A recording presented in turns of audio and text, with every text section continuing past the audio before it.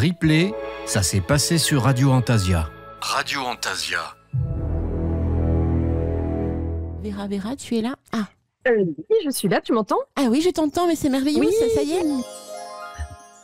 Merveilleux, tu es là, ma pupuce. Mais oui, je suis là, présente. Et oui, alors tu vois, c'est pas pour rien que j'ai mis la chanson des derniers trous verts. Eh ben oui, exact. C'était tout à fait de bon ton par rapport au thème de ce matin. On est d'accord, parce que dans Witchy Planet, ce matin, on part en Brocéliande. Et oui, je me suis dit, c'est la semaine de ton anniversaire, alors on va t'honorer un petit peu avec ce lieu qui, je le sais, compte pour toi. Oh oui. Oh, t'es trop un amour. Merci pour ce joli cadeau. Merci. Donc, on a hâte de découvrir les belles pépites que tu as découvertes autour de Brocéliande. Oui, puisque donc la dernière fois, alors vous le savez, pour cette 3e saison, je vous propose de partir à la découverte des hauts lieux énergétiques et vibratoires de France. Et le mois dernier, nous sommes donc partis visiter le Mont-Saint-Michel. Et là, donc, on continue un peu dans le même coin. Et cette fois-ci, on part se promener dans la forêt de Brocéliande. Alors, moi, j'ai une petite question. Alina, je vais te mettre à profit ce matin. Pourquoi Alina de Brocéliande? Est-ce que tu peux nous le rappeler? Ah ben oui, forcément. Alors, à la base, mon pseudo, c'est Alina Brown. Alina Brown, parce que je suis une fan d'Harry Potter. Et en fait, quand j'ai découvert Brocéliande, j'ai tellement aimé ce lieu. J'aime tellement tout ce qui entoure ce lieu, que ce soit les mythes, les légendes, la forêt en elle-même est tellement magique. J'ai vécu plein d'expériences extraordinaires à Brocéliande. Et puis, entre-temps, je suis rentrée en radio, j'ai commencé à écrire des chansons aussi. Et il fallait trouver un pseudo d'artiste. Et je me suis dit, vu que je chante autour de Brocéliande et de sa magie, de tout ce que je ressens, ce que je vis aussi dans cette forêt, mais je me suis dit, Alina de Brocéliande, c'était plutôt sympathique. Donc, c'était en l'honneur de la forêt, notamment. Ah, donc ça vient de là. Alors, moi, ça me surprend pas du tout, en fait, que ça t'ait inspiré, parce que je me suis rendu compte, en faisant des recherches pour préparer la chronique, que c'est vraiment, on va dire, une source d'inspiration inépuisable. À tout point de vue, la forêt de Brocéliande, et c'est véritablement magique. Alors, la forêt de Brocéliande, c'est donc une forêt qui est mythique, qui est enchantée et qui est citée dans plusieurs textes, et qui est donc complètement liée à la légende arthurienne. Et donc, ce sont des textes qui sont datés du Moyen-Âge pour les plus anciens, qui vont donc mettre en scène, vous le savez tous, des personnages illustres comme Merlin l'Enchanteur, les fées Morgane et Viviane, le roi Arthur, ainsi que les chevaliers de la Table Ronde. Et d'après ces récits, la forêt de Brocéliande héberge le Val sans retour, où la fée Morgane piège les hommes infidèles jusqu'à être déjoués par Lancelot du Lac. Et dans ces textes, on va aussi y retrouver la fontaine de Barenton, réputée pour faire pleuvoir. Et ces deux lieux, on va s'en rendre compte quand on va avancer dans notre visite, ce sont des lieux qui existent véritablement à la forêt de Brocéliande, qui se situe en Ille-et-Vilaine, la fameuse forêt de Pimpon. Alors, en fait, la forêt de Brocéliande, son origine, elle est un petit peu, on va dire, difficile à tracer. Déjà, ce qu'on peut se dire, c'est que déjà le premier texte, si on aborde l'aspect historique qui mentionne à proprement dit la forêt de Brocéliande, c'est dans le roman de Roux. C'est en fait un ouvrage qui relate l'histoire des ducs de Normandie et qui a été rédigé par un poète et historien normand qui s'appelait Wace en 1160 à la demande d'Henri II Plantagenet, qui était le roi d'Angleterre et qui souhaitait en fait asseoir sa filiation normande parce qu'il souhaitait justement dominer le duché de Bretagne qui était alors troublé à cette époque. Et en fait, Henri II Plantagenet, il a demandé ça à Wace parce que quelques années avant, il y avait eu Geoffroy de Monmouth, qui était un évêque gallois et qui avait donc rédigé, lui, l'histoire des rois de Bretagne, donc Historia Regum Britanniae, ainsi que la vie de Merlin, et ça c'était en 1138 et en 1149, et déjà à l'époque, cet écrit avait rencontré un très vif succès. En fait, c'est pas non plus Geoffrey de Monmouth qui a inventé la légende arthurienne, puisque, vous le savez sans doute, la légende arthurienne, c'est finalement en fait, une légende qui relève de la tradition orale et depuis le 5e siècle après Jésus-Christ en Bretagne, eh bien, cette tradition orale, elle raconte justement la résistance menée par un certain Artus, seigneur de Camelot, qui résidait près de Londres et qui était entouré de preux chevaliers réunis dans une confrérie, celle de la Table Ronde. Et leur but, c'était justement de défendre coûte que coûte leur possession face aux invasions barbares. Et progressivement, au fil des siècles, eh bien, en fait, les récits aussi se sont transformés, associant toujours la résistance de ces preux chevaliers, mais aussi la quête du Graal. Donc là, on voit aussi que tout doucement, la légende arthurienne devient finalement un médium de la christianisation. Et donc, à un moment donné, ces traditions orales, ces récits qui se racontaient lors des soirées de veillée autour d'un feu, ont été mis en écrit par certains auteurs, dont justement, comme je disais, Geoffrey de Monmouth, mais par la suite également, et à des fins plutôt politiques, le fameux poète normand Wace, et également par Chrétien de Troyes, à l'occasion de son récit Yvain ou le chevalier au lion, qui a également mis en écrit donc cette fameuse légende. Mais c'est dans le roman de Roux que on va citer à proprement dit Brocéliande pour la première fois. Et on peut dire que alors, on pense que Wace la positionnait déjà en fait au niveau de la forêt de Pimpon. Il se serait même rendu sur place, alors que Chrétien de Troyes, lui, dans son œuvre, la situe plutôt en Grande-Bretagne. Et puis, la première revendication, on va dire, physique de cette forêt légendaire, eh bien, ça va être à travers un autre écrit encore qui s'appelle « Usements et coutumes de la forêt de Brécilian » et qui aurait été écrit donc au château de Compère par un certain Laurence. Et puis donc, ces revendications physiques, elles vont évoluer au fil des années. Certains vont dire que la forêt de Brocéliande de la légende arthurienne, ce serait plutôt à la forêt de l'Orge dans les Côtes d'Armor. Puis dans les années 1850, différents auteurs vont donc la placer plutôt dans la forêt de Pimpon, en Ille-et-Vilaine. Et puis encore plus loin au XIXe siècle, d'autres théories vont postuler qu'elle se trouve dans la forêt de... Alors vous me pardonnerez les Bretons, on va dire ma mauvaise peut-être prononciation, mais donc dans la forêt de Hulgot, du Gavre, de Dole, à Paul ou encore en Normandie, donc notamment près du Mont-Saint-Michel.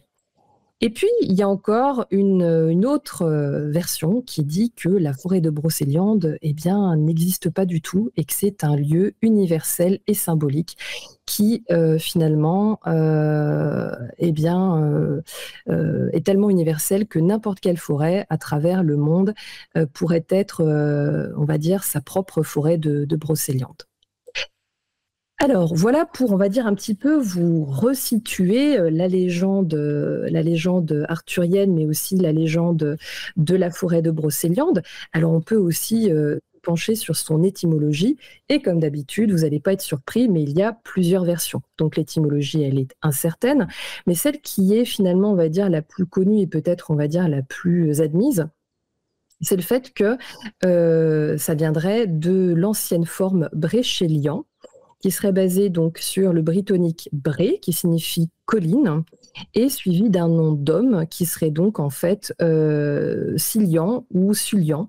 Et donc ça pourrait être en fait finalement ça pourrait désigner une motte castrale, c'est-à-dire en fait une colline détenue par justement un seigneur. Et une autre version dit que ça viendrait des racines celtiques et galloises, donc breu signifiant colline, et Célian viendrait de Zieglen, ce qui signifie marécage, et puis qui donc pourrait tout à fait décrire, je dirais, le lieu, donc la colline au marécage, puisque en forêt de Brocéliande, en forêt de Pimpon, vous allez retrouver à plusieurs endroits des marécages. Donc voilà pour on va dire l'origine. Et puis la forme francisée Brocéliande, elle est bien plus tardive et elle pourrait être basée sur Bro, qui signifie pays en breton. Mais là, il faut donc attendre Chrétien de Troyes pour justement la trouver comme variante. Donc voilà par rapport à l'étymologie. Et puis maintenant, moi, ce que je vous propose, c'est tout simplement de partir du principe que c'est en forêt de Pimpon que nous allons chercher notre brocéliande et d'aller justement la visiter. Alors Alina, est-ce que toi, tu y es allée récemment en forêt de Pimpon? Alors tout récemment, non. Même si j'habite à côté maintenant, en fait, je remarque que plus tu habites près d'un lieu, moins tu y vas. Quand j'étais à Lyon, j'y allais tout le temps et là, j'y vais beaucoup moins. Parce que forcément, je découvre aussi des choses dans d'autres coins de région, notamment les Pays de la Loire. Et c'est aussi très, très beau. Par contre, c'est Hulgoat. Hulgoat, ah bah voilà, parce que mon Hulgoat, voilà, moi je suis partie de goat, tu sais, chèvre en anglais, bah voilà, c'est la chèvre.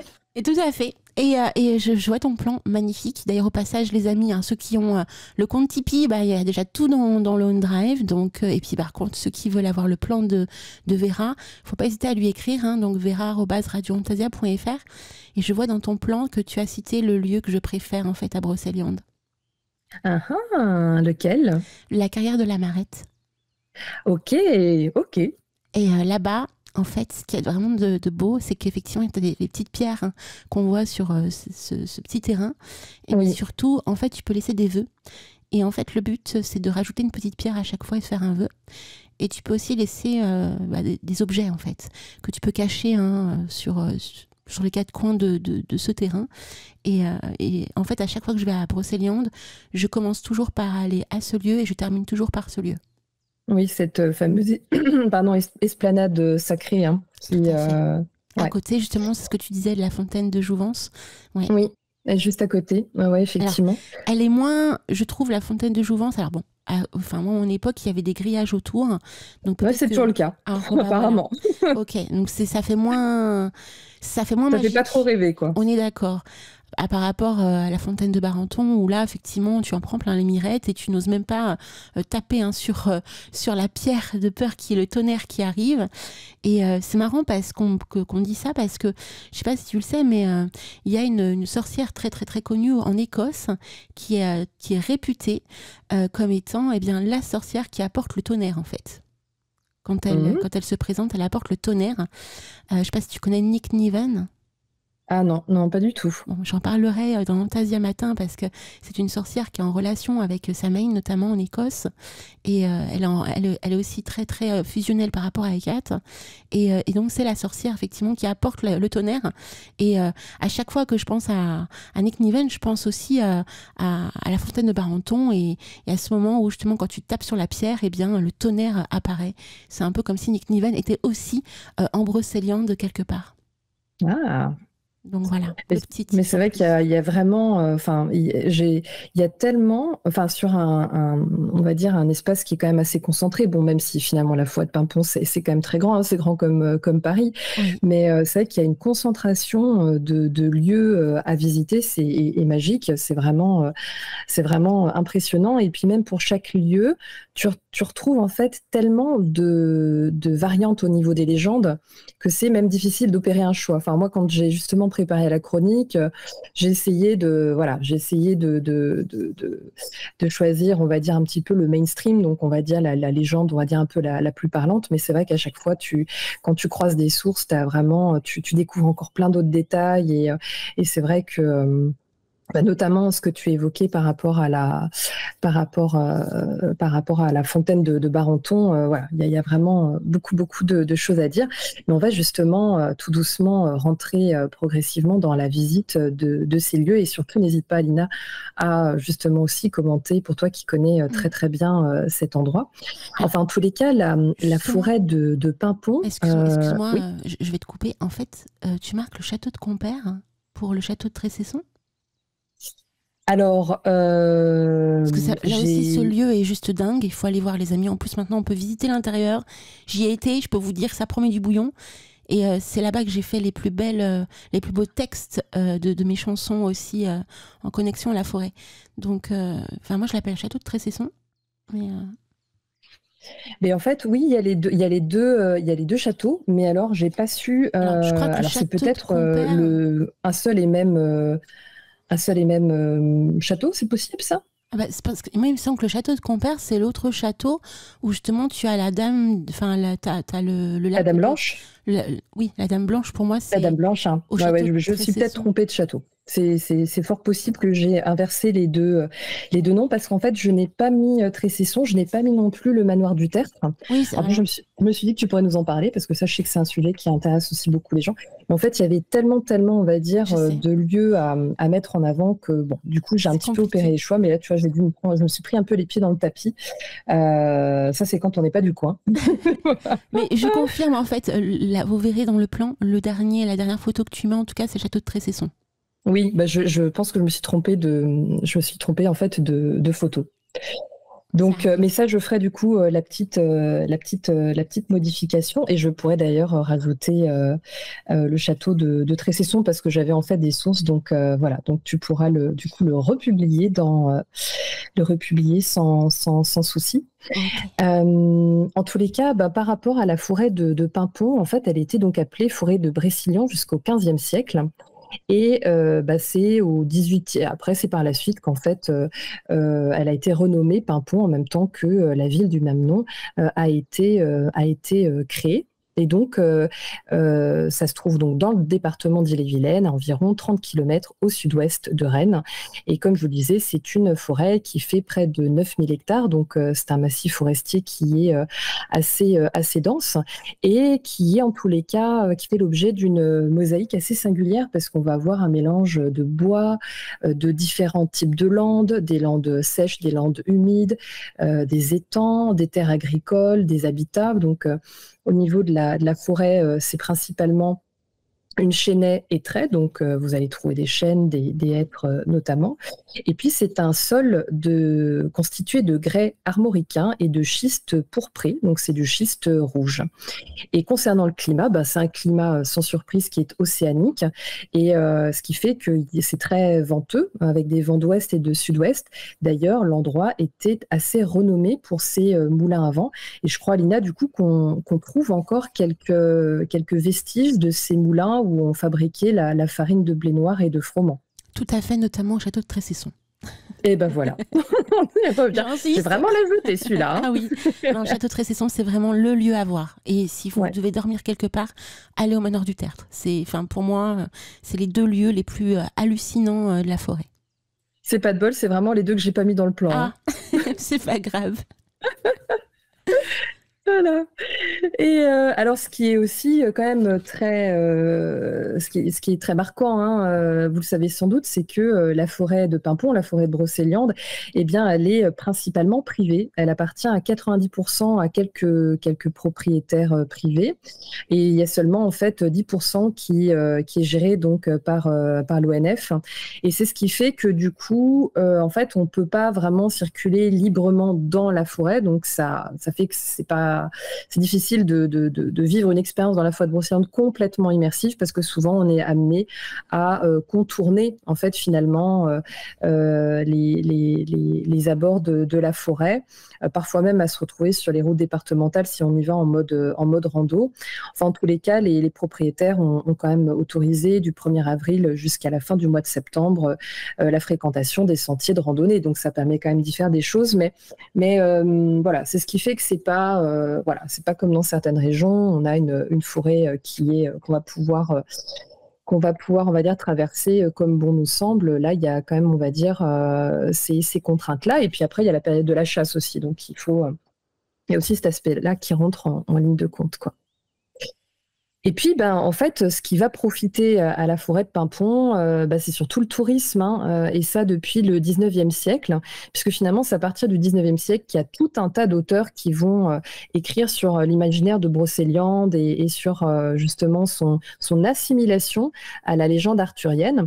Et puis, cette assimilation, elle s'est même institutionnalisée, puisque la communauté de communes va porter ce nom, hein, la Comcom de Brocéliande, et qui voilà, et qui est même elle-même regroupée au sein d'une structure encore plus grande qui s'appelle le Pays de Brocéliande. Et donc, on va retrouver, on va dire, cette appellation sur, on va dire, ça va se décliner sur toute l'identification des lieux, les sentiers pédestres, etc. Et puis surtout, on va dire, toutes les activités qui sont proposées là-bas. Donc, ça va évidemment, on va dire, attirer tous les gens qui sont passionnés de l'histoire du roi Arthur et des chevaliers de la table ronde, mais aussi tous les adeptes voilà, de ce qu'on appelle le néopaganisme, voilà, puisqu'il y a toute une économie quand même qui s'est développée par rapport à ça. Et c'est ce qui fait aussi que quand vous arrivez dans Paimpont, alors déjà, l'accès est très simple, hein, puisque vous allez pouvoir, depuis l'aéroport ou la gare de Rennes, vous y rendre en voiture ou même en bus, puisque il y a un bus qui fait la navette jusqu'à Paimpont. Mais comme je vous le disais, soit vous y allez en mode randonnée, mais il faut avoir un peu de temps devant vous, ou en tout, si vous voulez vraiment tout faire, ou alors il faut être, on va dire, véhiculé, il faut être motorisé pour aller d'un lieu à l'autre. Alors, je ne sais pas si tu le confirmes, Alina, toi qui habites vraiment dans le coin. Oui, alors effectivement, alors je sais plus là aujourd'hui si c'est pareil, mais effectivement à l'époque ça l'était. Eh ben, a priori, oui, c'est toujours le cas. Donc voilà, donc ça peut être bien d'avoir de louer une voiture ou de venir avec votre voiture si vous avez vraiment l'ambition de faire tous les points d'intérêt de la forêt de Brocéliande. Après, si vous vous restreignez, on va dire à tel ou tel endroit, et éventuellement vous pouvez le faire aussi en randonnée. Mais comme je vous le disais, parfois vous allez être tenu de passer par de longs des routes départementales, ce qui n'est pas forcément super agréable pour pouvoir faire votre circuit. En tous les cas, quand vous arrivez à Paimpont, déjà au niveau de l'hébergement, il n'y a aucun problème. Alors Alina, tu nous conseillais le manoir du Tertre. Donc ça, c'est une bonne adresse à noter. Mais sinon, en tous les cas, sur la commune de Paimpont, il y a déjà une aire de camping-car. Donc si vous venez en van ou en camping, eh bien voilà. Et puis sinon, il y a toute une offre d'hébergement pléthorique, et puis voilà, des choses les plus classiques sur des logements les plus insolites. Mais ce qui est en tous les cas vraiment charmant dans Paimpont, c'est ces petites maisons en grès des Côtes d'Armor qui sont vraiment typiques. Et puis un bourg qui est charmant, avec évidemment beaucoup de commerces, d'artisanat, de librairies spécialisées, orientées ésotériques, et puis surtout plein d'activités à faire, puisque j'étais encore sur le site de l'Office de tourisme et je regardais donc de l'Office de tourisme de Brocéliande. Et je voyais notamment les activités qui étaient proposées, et toutes les semaines, mais quelle que soit la saison, il y a des choses à faire. Je voyais qu'ils proposaient des bains de sylvothérapie, beaucoup de balades en compagnie de conteurs. Voilà, des conférences autour de la sorcellerie, de la magie. Voilà, donc vraiment énormément de choses. D'ailleurs, le site de l'Office de tourisme est super bien fait, donc n'hésitez pas, si vous envisagez de visiter Brocéliande, d'aller faire un petit tour sur ce site-là. Et puis, quand vous arrivez dans Paimpont, le bourg, il épouse le contour d'un étang qui s'appelle l'étang de Paimpont, qu'on appelle aussi l'étang de l'abbaye. Et puis là, non seulement vous avez des activités nautiques qui sont possibles, hein, de la planche à voile, du pédalo, du canoë, mais surtout, vous allez aussi pouvoir justement faire un petit tour à l'abbaye de Paimpont, qui est vraiment très, très impressionnante d'apparence. Et en fait, l'abbaye de Paimpont, c'est un ancien prieuré du 7e siècle qui a été construit par Saint Judicaël. Mais ce que vous allez voir aujourd'hui, c'est en fait une reconstruction qui date du XIIIe siècle. Et en tous les cas, cette abbaye, elle est vraiment magnifique. Et vous pourrez même contempler le trésor de l'abbatiale qui comporte de belles pièces d'orfèvrerie et notamment un superbe reliquaire en argent. Donc ça, c'est voilà, dès que vous arrivez à Paimpont. Mais ensuite, vous pourrez peut-être, on va dire, déjà projeter d'aller faire un tour dans le fameux Val sans retour, comme je vous disais. C'est déjà en fait dans le roman de Roux que ce Val sans retour ainsi que la fontaine de Barenton est cité. Alors le Val sans retour, c'est quoi? C'est un petit vallon qui est situé non loin du petit bourg de Tréorenteux. Alors, est-ce qu'on dit, Alina, Tréorenteuc ou Tréorenteux? Je crois que c'est plutôt Tréorenteux, non? Alors moi, je dis Tréorenteuc. Après, voilà. La plus douée, mais... j'ai tout faux ce matin. non, mais après ça, c'est moi qui dis Tréorenteuc. Mais est-ce que c'est Tréorenteuc? Ça, je peux pas te dire. Eh ben, on va faire un sondage parmi les Bretons là, qui sont dans le chat là. Si c'est Tréorenteuc ou Tréorenteux. Il y a Pascal qui est là en plus. J'ai entendu les deux, quoi. Ah, t'as entendu les deux? Ouais, mais je sais pas, du coup, tu sais, c'est après, qu'est-ce qui est vrai, qu'est-ce qui est bien dit, je ne saurais dire. Lunaya qui dit Alina a raison. Ah voilà, donc c'est Tréorenteuc. Allez, voilà. Hop, donc ça c'est bien noté. Ça va, alors je suis une brocéliandaise, ça va quoi, je suis une brocéliandaise quoi. Ouais, c'était pas un piège, hein. Mais forcément, je m'appuie sur toi. Pour moi, Tréorenteuc, c'est le lieu pour witches, plus que Paimpont. Paimpont, c'est sympa, t'as des noms magnifiques, voilà, autour de la table ronde, etc., la fée Vivienne, tout ça. Mais je trouve que ça fait beaucoup plus commercial, tu vois. Oui, d'accord, ouais. Alors que Tréorenteuc, ça fait plus nature. Et moi, je peux te dire, j'ai des souvenirs à Tréorenteuc. Encore une fois, ça a un petit peu changé, ça a évolué. Mais moi, à l'époque où j'y allais, dans les 2010-2014, il n'y avait pas toute l'affluence d'aujourd'hui. Et on buvait notre thé donc dans une maison, en fait, autour d'un jardin, comme si tu étais à la maison, en fait, chez les gens. Et en fait, c'était une vraie boutique qui vendait des livres, des choses comme ça. C'était hyper cosy, c'était hyper naturel. Je sais pas comment expliquer. C'est un autre monde. Et puis c'est là-bas qu'il y a l'église, surtout hyper connue. L'église du Graal, ouais. Et c'est vraiment beau. Et c'est par là-bas que tu passes aussi pour aller au Val sans retour. C'est pas loin. On n'est pas loin aussi d'une autre maison très connue par les gens du coin, qui est aussi hantée. Et donc toute une famille de génération en génération ont repris ce lieu et on dit que ce lieu est hanté. Le petit moulin là en fait, une sorte de, c'est pas vraiment un moulin, c'est comment dire, c'est une tour en fait qui est hantée et qui est à l'entrée en fait de Tréorenteuc. Et moi à chaque fois que je vois ce lieu, je suis toujours dans un état pas possible tellement je trouve magnifique ce lieu. Je te montrerai des photos. Ah avec plaisir. Parce que c'est vrai que le Tréorenteuc, c'est effectivement par rapport à Paimpont qui est plus touristique, on va dire, et puis qui est plus grande aussi. Là, a priori, c'est seulement 100 habitants, donc c'est vraiment tout petit. Et comme tu le disais, c'est vrai que les gens, ils vont y aller. Pourquoi? Parce que c'est déjà le point de départ, en fait, vers le Val sans retour, pour aller se balader là-bas, mais aussi pour aller voir le fameux Arbre d'Or, qui est on va dire qui est un truc récent, puisque c'est en fait une sculpture qui a été créée dans les années 90 suite au ravage, on va dire, d'incendie qui avait touché justement la forêt. Mais c'est vrai que même si c'est une œuvre qui est assez décriée puis qui a été pas mal vandalisée, elle attire quand même beaucoup les gens parce que c'est vrai que visuellement ça laisse quand même un certain effet, puisque c'est un arbre calciné qui a été recouvert de 5000 feuilles d'or. Donc ça, c'est le fameux Arbre d'Or. Je vous en parle parce que voilà, c'est un peu moins witchy, mais ça attire pas mal les gens.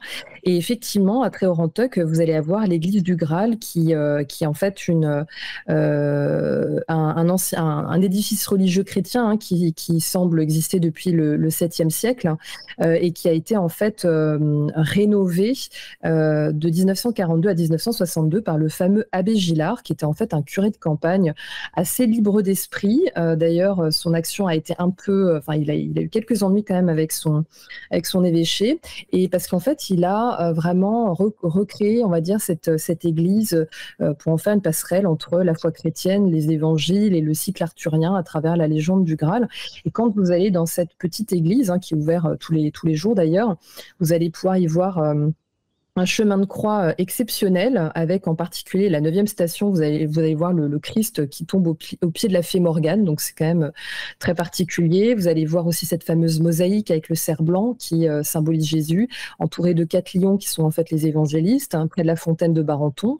Donc ça, c'est une très célèbre mosaïque. Vous avez un grand vitrail aussi avec Joseph d'Arimathie qui a une vision, celle du Saint Graal. Vous allez avoir le tableau des chevaliers de la table ronde qui est vraiment unique, c'est sans doute la seule église qui possède un tel tableau. Et puis vous allez avoir les phrases énigmatiques placées par l'abbé Gillard, comme une phrase peinte qui dit que la porte est en dedans, dans le chapitre de l'église, et aussi sur le portail du cimetière, les lettres de l'alpha et l'oméga qui symbolisent le commencement et la fin.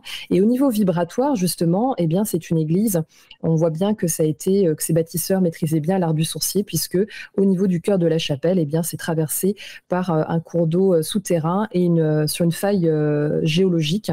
Et donc, on sait que ce mix-là va justement en fait expanser l'énergie dans ce type de lieu. Enfin, ça, vous connaissez bien ce type de principe qu'on retrouve souvent dans tous les lieux de culte. Donc, et puis alors le Val sans retour, comme tu le disais justement, Alina, eh bien c'est le domaine de la fée Morgane. Et puis vous allez pouvoir y voir le fameux rocher des faux amants, qui serait en fait le fruit de la fureur de Morgane, qui a pétrifié le chevalier Guillaumard, dont elle était éperdument amoureuse, mais qui l'a trompé avec une autre jeune femme. Et effectivement, elle avait jeté un sortilège sur tout le Val, et c'est Lancelot du Lac qui arrivera en fait à rompre le charme et libérer tous les prisonniers, tous les infortunés qui se sont vus enfermés par le sortilège de la fée Morgane. Et puis c'est là aussi, on va voir justement cette fameuse crête de schiste, où on va voir le fameux siège de Merlin, et où la légende raconte que Merlin venait à la tombée de la nuit s'asseoir justement dans cette espèce de creux qu'on va retrouver dans l'enrochement. Donc ça, effectivement, le Val sans retour, c'est vraiment l'endroit emblématique. Et puis, vraiment, l'endroit aussi qui... Alors, comme je pense qu'on n'aura pas le temps de voir tous les lieux, je vais opérer un petit peu des choix. Alors, vous parlez justement de la fontaine de Barenton, puisqu'elle est, comme le Val sans retour, citée dans le roman de Roux. Et donc, c'est l'un des plus célèbres lieux de la forêt de Brocéliande. Alors, c'est une source d'eau qui est connue depuis la période antique, parce qu'elle aurait des vertus miraculeuses. On dit qu'elle aurait la faculté de guérir la tuberculose et les maladies mentales. D'ailleurs, le petit bourg qui est juste à côté s'appelle Folle-Pensée, donc c'est assez marrant. Et on pense que ces vertus, elles auraient une origine cosmotellurique. C'est, on va dire, aussi confirmé ou conforté par le fait que l'eau semble bouillonner occasionnellement, alors que la température de l'eau, elle reste constante, toujours à 10 degrés. Alors maintenant, on sait en fait d'où vient ce phénomène. Ce sont en fait des bulles d'azote qui remontent à la surface. Mais certains considèrent que la fontaine, elle répond aux sollicitations magnétiques des visiteurs. Et il y a effectivement toute cette légende autour de l'orage et de la pluie qui dit que justement, il fallait en fait verser de l'eau sur le perron. Alors le perron, c'est en fait la grande pierre qui, quelque part, on va dire, surplombe, on va dire, cette fontaine. Et on dit aussi que c'est sur ce perron que Merlin venait s'asseoir pour méditer, pour composer ses formules magiques. Et c'est là aussi qu'il aurait rencontré la fée Viviane, dont il tomba amoureux. En tous les cas, sur le plan énergétique, il y a plusieurs auteurs, notamment Alain Baucher et Claude Ropart dans Brocéliande secrète, qui disent que le Val sans retour a vraiment un potentiel énergétique assez incroyable, de par sa situation sur le courant tellurique. Mais que, par contre, la fontaine de Barenton, elle est, a priori, elle a une onde de vie qui est assez faible. Voilà, donc eux pensent que c'est parce qu'il s'y est pratiqué, en fait, beaucoup de choses occultes. Voilà, par rapport à la fontaine de Barenton, mais c'est vraiment en fait un endroit vraiment incontournable. Et puis, ce qui est aussi, alors de quoi je pourrais vous parler? Alors peut-être moi, mon chouchou, ce sera en fait le jardin aux moines. Alors, est-ce que tu t'es déjà rendu dans le jardin aux moines, Alina? Oui, tout à fait. De toute façon, tous les lieux que tu cites, je les connais, hein. Ah bah Oui, voilà. oui. Et donc, le jardin aux moines, c'est en fait un ensemble mégalithique que vous allez retrouver sur la commune de Néans-sur-Yvelle. Et donc, c'est un ensemble qui date voilà, entre 3000 et 2500 avant Jésus-Christ. Et en fait, visuellement, c'est en fait un ancien tertre qui va avoir une longueur de 27 mètres sur à peu près 6 mètres de large et qui est en fait entouré de 27 petits blocs de quartz et de schiste rouge dressés. Et en fait, alors il y a, comment dire, la légende raconte que autrefois des moines de la région, ils passaient leur temps à festoyer avec des seigneurs locaux, donc c'est vraiment un lieu de bamboche et pire que ça, on va dire, et qu'un jour de débauche, Saint Méen, qui est donc celui qui a priori construit l'édifice qui était avant l'abbaye de Paimpont, les a surpris et a tenté en fait de les ramener à plus de raison. Mais les moines vont le chasser et vont se moquer de lui et donc eh bien, ils ont le droit à la punition divine puisqu'ils ont été en fait pétrifiés, changés en pierre sur le lieu même de leur ripaille. Donc ça, c'est une légende, mais il y en a bien d'autres aussi par rapport à ça. Mais en tous les cas, si vous êtes intéressé aussi par l'aspect en fait énergétique, c'est vraiment en fait un lieu où tous les auteurs qui ont écrit des livres sur gérer la Bretagne et justement ces endroits-là le conseillent, puisqu'a priori il y a vraiment une vibration exceptionnelle. Et notamment, il y a un auteur très connu qui vient d'Alsace, qui s'appelle Adolphe Landsberg, qui est un contemporain, hein, qui vit toujours, mais qui doit être, je pense, assez âgé, qui avait fait en fait différents relevés radiesthésiques là-bas et qui a dit qu'en fait ces vibrations sont tellement exceptionnelles que c'est vraiment celle d'un ancien lieu sacré et que c'était sans doute, d'après lui, un lieu d'enseignement initiatique et spirituel, et que pour se charger en bonnes énergies, il conseille vraiment de se placer sur la pierre qui semble être un petit peu l'autel, et qu'il a relevé comme une cheminée cosmotellurique. Et puis dans un autre ouvrage, encore toujours avec Alain Baucher et Claude Ropart, il cite aussi le jardin aux moines comme étant en fait véritablement un vortex, donc vraiment un lieu de passage d'un monde à l'autre. Alors, est-ce que c'est ce que tu as pu aussi ressentir, Alina, dans ce lieu? Alors, je n'ai pas testé ce fameux lieu tellurique là où il faut se positionner à un endroit clé. Ça, je l'ai fait sur une autre forêt qui s'appelle la Petite Brocéliande dans le sud de Lyon. Parce qu'il y a une autre forêt qui s'appelle la Petite Brocéliande aussi. Par contre, je ne savais pas tout ce que tu m'expliques là ce matin sur le jardin aux moines. Mais c'est vrai que quand on s'y rend, c'est magnifique. C'est magnifique. On ressent un apaisement surtout. Mais on est surtout happé par l'histoire très ancienne du lieu, hein. C'est quand même des pierres qui datent de très très très très longtemps et de voir ça en fait c'est juste magnifique quoi. Surtout quand on s'intéresse à tout cet univers comme le nôtre. Mais moi, c'est vraiment en fait un lieu qui. Alors, en fait, si tu veux, moi j'ai préparé aussi cette chronique parce que je vais y aller en fait cet été pour aller voir des amis. Donc, je me suis dit, ben tiens, ça me permet en fait aussi de m'immerger, de préparer un petit peu aussi mon plan de visite.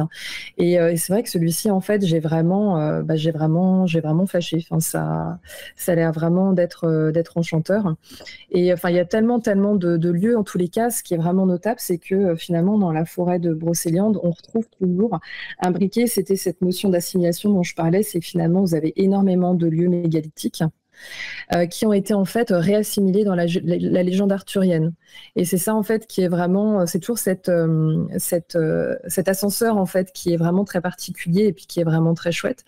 Et notamment, vous avez encore le lotier de Viviane, hein, qu'on appelle aussi le tombeau des druides ou encore la maison des fées, qui est aussi une construction mégalithique, qui est au sud-ouest de la forêt et qui, elle aussi, serait en fait vraiment un lieu d'une vibration exceptionnelle.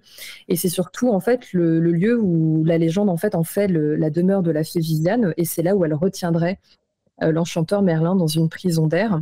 Puisque ceux qui connaissent la légende savent peut-être que Donc c'est en forêt de Brocéliande que Merlin tombe amoureux de la fée Viviane.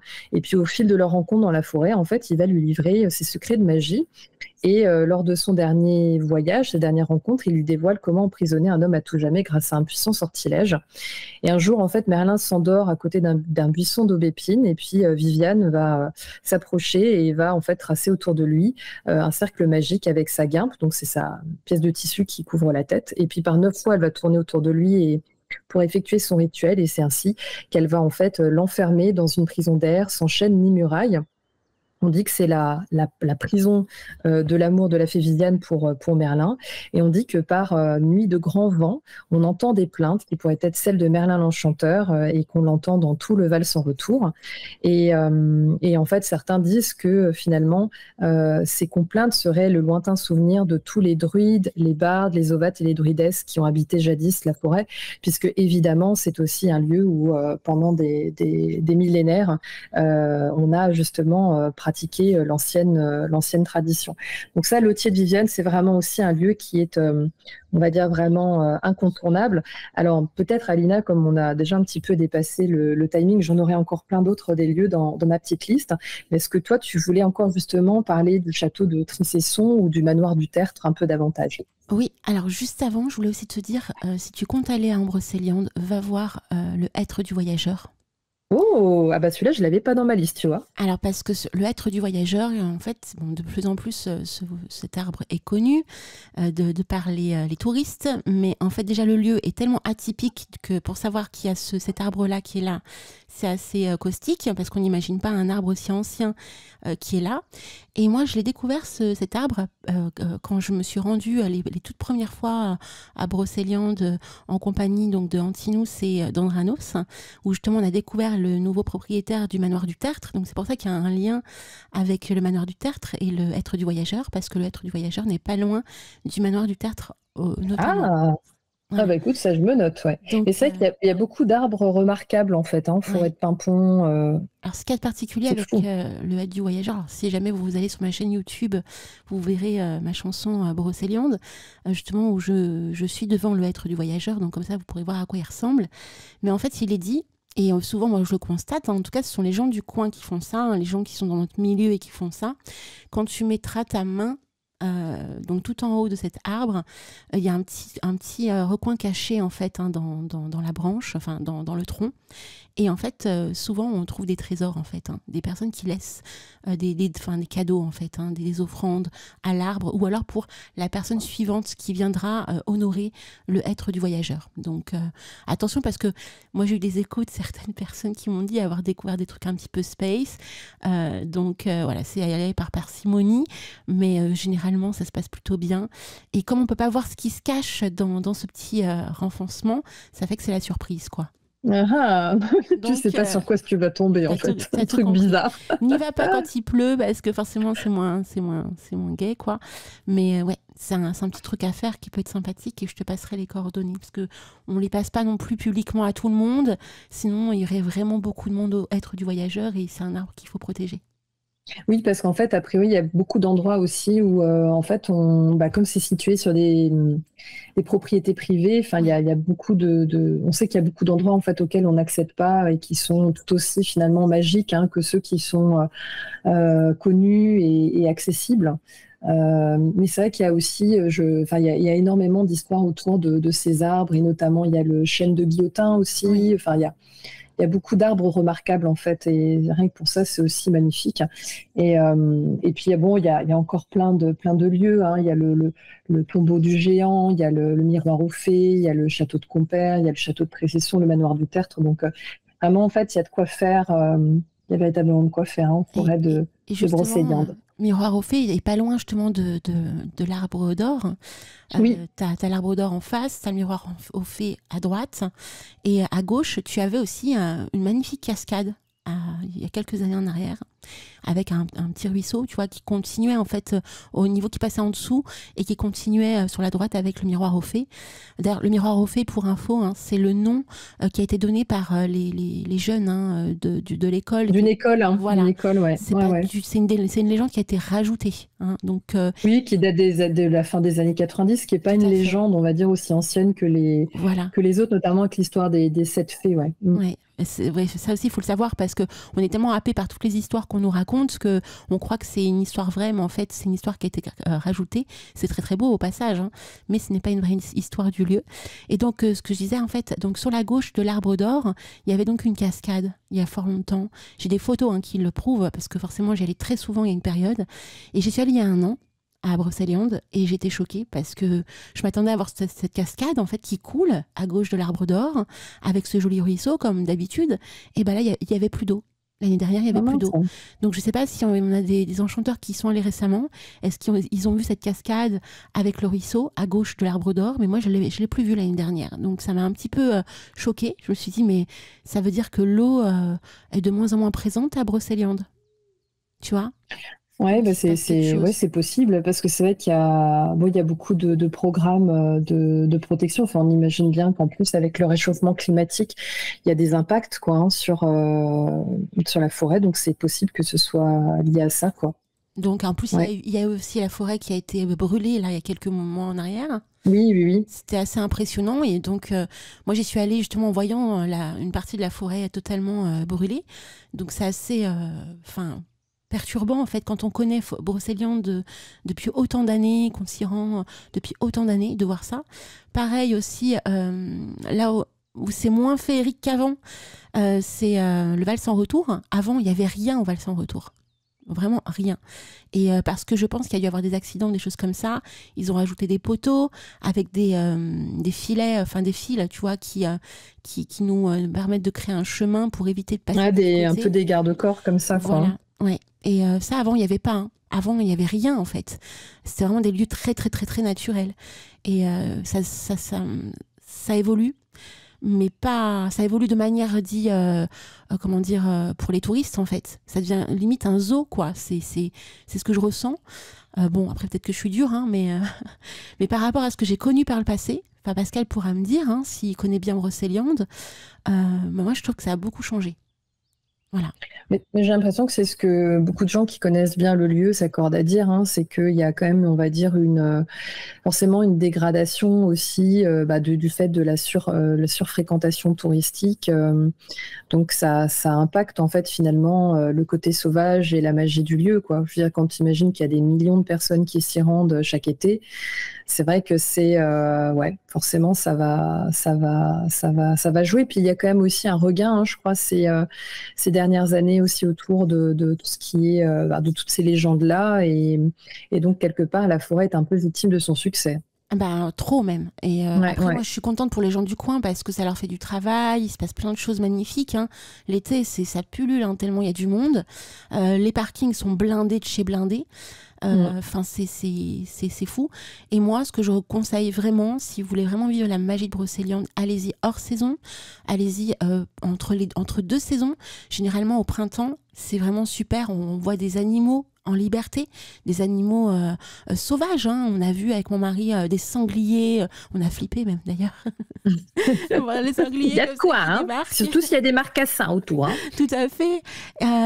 C'est vraiment magnifique. Donc pour moi, mes yeux, le mieux, c'est au moment de Samhain, donc en automne et en juin. Voilà, c'est vraiment les 2 périodes pour moi où il fait bon encore et on voit justement cette forêt dans toute sa beauté.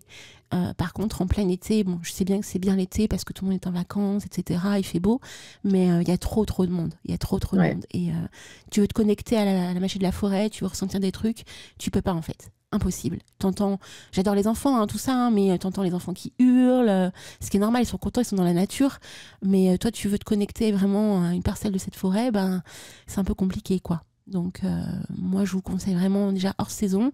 Et si vous y allez en plein été, évitez le week-end, quoi. Tout simplement. Ah bon, moi, malheureusement, ce sera en plein été. Je crois que c'est le pire des week-ends. Mais c'était C'était parce qu'en fait, voilà, c'est une rencontre. Enfin, pareil, hein, quand tu dois, tu sais, réunir tout un tas de gens, tu choisis la date où les gens sont en vacances. Donc, voilà. Mais bon, ce sera déjà une bonne première immersion. Et puis, c'est vrai que moi, je me suis dit aussi, tu vois, par exemple, le miroir au fait, il disait justement qu'en automne, enfin, cette période-là, c'est juste magnifique. Donc, c'est vrai que ça donnait vraiment envie d'aller dans le coin à cette période-là. Ouais, j'imagine bien. Oui. Enfin, ça donne envie, en tous les cas. Hein. C'est vraiment un chouette endroit. Il y a aussi Hulgoat. Hein. Je peux vous dire, Hulgoat a été beaucoup plus préservé. D'ailleurs, il y a Vincent Lauvergne qui va souvent à Hulgoat faire des sessions de formation là-bas. D'ailleurs, on le recevra prochainement, là, au mois de novembre, dans le Réveil des Enchanteurs. Hulgoat, c'est vraiment le lieu aussi par excellence de Brocéliande, enfin, de la Bretagne. On dit aussi que Hulgoat est une partie de Brocéliande. Il y en a certains qui disent que c'est Brocéliande, Hulgoat, hein, par rapport à la forêt de Paimpont. Oui. Autre élément, pas des moindres, si vous allez à Paimpont et que vous vous demandez où est la forêt de Brocéliande, il y a des gens du village qui disent « ça n'existe pas, la forêt de Brocéliande, c'est la forêt de Paimpont ». Alors soyez pas surpris, à moins qu'ils aient changé entre-temps hein, de maturité, etc. à ce niveau-là. Mais moi, j'ai eu des retours d'auditeurs qui me disaient avoir été à Paimpont, qui demandaient la forêt de Brocéliande, et en fait, on leur disait « c'est pas la forêt de Brocéliande, c'est la forêt de Paimpont ». Donc, soyez pas surpris si jamais ça vous arrive aussi. Voilà, je pense que c'est avec, comme on disait, c'est tellement institutionnalisé. Maintenant, ils ont vraiment repris pour eux ce terme de Brocéliande parce que finalement, c'est ce qui fait le marqueur touristique et un peu marketing aussi, et ce qui fait que ils sont connus dans le monde entier, quoi. Parce que c'est ça aussi, hein, c'est que finalement, c'est pas juste limité en fait à la France ou éventuellement même à la Grande-Bretagne, c'est que c'est vraiment connu à travers le monde, la forêt de Brocéliande, et c'est quand même la forêt de Paimpont qui est la plus communément admise comme étant celle de... En fait, on peut se dire, on ne sait pas trop si c'est finalement la forêt de Paimpont qui a finalement en fait inspiré les auteurs qui ont écrit sur Brocéliande ou inversement. Mais c'est sans doute en fait les deux. Donc c'est... mélangé deux. En tous les cas, c'est... Lunaya qui dit qu'elle a été en janvier et du coup, il y a plein de trucs fermés. C'est vrai, je comprends Lunaya. Que quand on va à Brocéliande, ce qu'on aimerait voir, c'est qu'il y ait de la vie, des choses comme ça. Mais moi, connaissant les deux côtés de cette forêt, le côté où il y a beaucoup de monde et le côté beaucoup plus introspectif et cocooning, je préfère en fait y aller dans les moments où tout est fermé, en fait, plutôt que d'y aller où tout est ouvert et il n'y a aucun respect. Parce qu'il y en a beaucoup, ils jettent des immondices par terre. Il y a très peu de poubelles, faut le savoir. Donc les gens, irrespectueux, ils jettent des trucs par terre. Donc, il y a des cris partout. Ça n'a rien à voir, c'est pas du tout la même ambiance. Mais après, je peux comprendre, quand on connaît pas la forêt, on a envie que tout soit ouvert, c'est un petit peu comme quand on va dans un lieu très touristique, les fêtes foraines, une chose comme ça. On a envie de tout voir, de tout découvrir. Moi, j'entends, j'ai été la première. Donc, il faut vraiment tester les deux et vous verrez. C'est un peu comme Venise aussi. Venise, tu y vas en plein été, t'es foutu. Moi, je te le dis. Ah oui, là, t'as de quoi être dégoûté. Et tu y vas hors saison à Venise, ça n'a rien à voir. Mais c'est toujours pareil, c'est vrai. En fait, c'est tous ces lieux qui sont très touristiques, quoi. Donc, en fait, on est tous en train de se dire que en fait, on fera le tourisme quand on sera en retraite, quoi. Le tourisme intelligent. On va pouvoir faire tous ces lieux-là tranquillement plus tard, mais ouais, c'est ça a testé. Bon, en tous les cas, je le testerai en mode en plein été, et puis on s'est déjà dit là avec mon conjoint qu'on essaierait de le faire justement hors saison aussi tranquillement, quoi. Ouais. D'accord. Bon écoute, en tout cas c'était merveilleux de t'entendre parler de Brocéliande. Franchement, c'était trop trop beau. Merci pour ce joli cadeau. Vraiment. Avec plaisir. J'espère que ça vous aura donné quelques petites informations. Puis moi, ça m'aura permis de déjà en fait m'immerger, préparer un peu mon road trip. Et oui, puis je te donnerai plein de bonnes adresses, t'inquiète pas. Avec plaisir. Et puis je te remodifie du coup le plan. Le plan, il n'y a pas de problème. Plein de gros bisous à toi, Vera, et on te dit au mois prochain. Allez, gros bisous à tous, et puis passez un bon dimanche. Replay, ça s'est passé sur Radio Antasia. Radio Antasia.